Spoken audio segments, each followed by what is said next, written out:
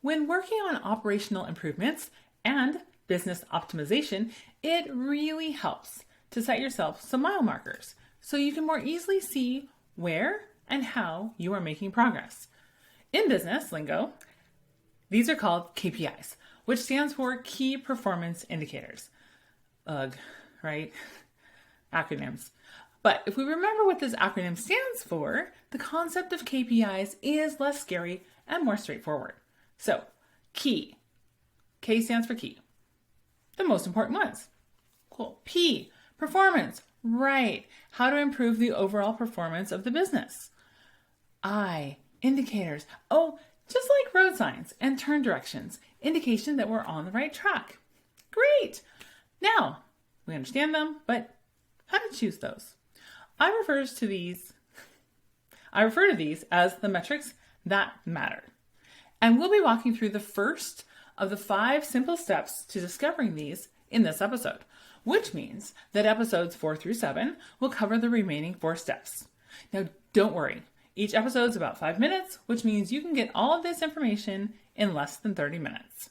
All right, on to step 1. Step 1 is to have clear, specific goals with timelines. Wait, what does that have to do with metrics?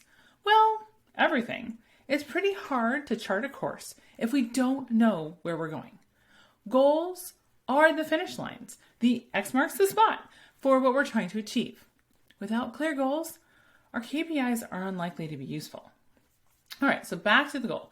If it's helpful, use a goal structure like a SMART goal, or I prefer the exact goal structure. Credit here to Carol Wilson. So let's walk through that.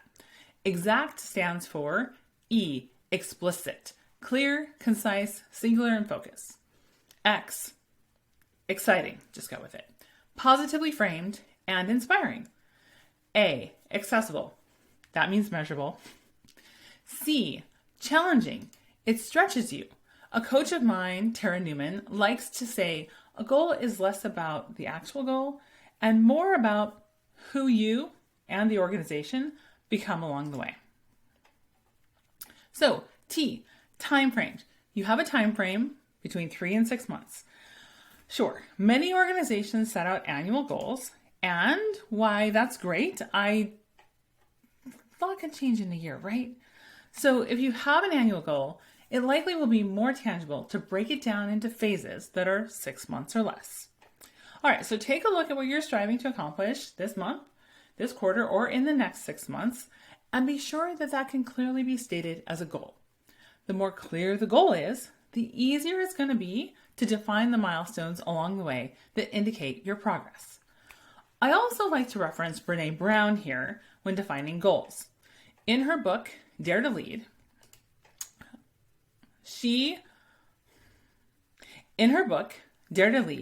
Brené suggests to paint it done for your team. What does it look like, feel like, and sound like when this is done? Taking this extra step for clarity can be very beneficial when we do the next steps here to discover the metrics that matter. Do you need help or want a written guide for this?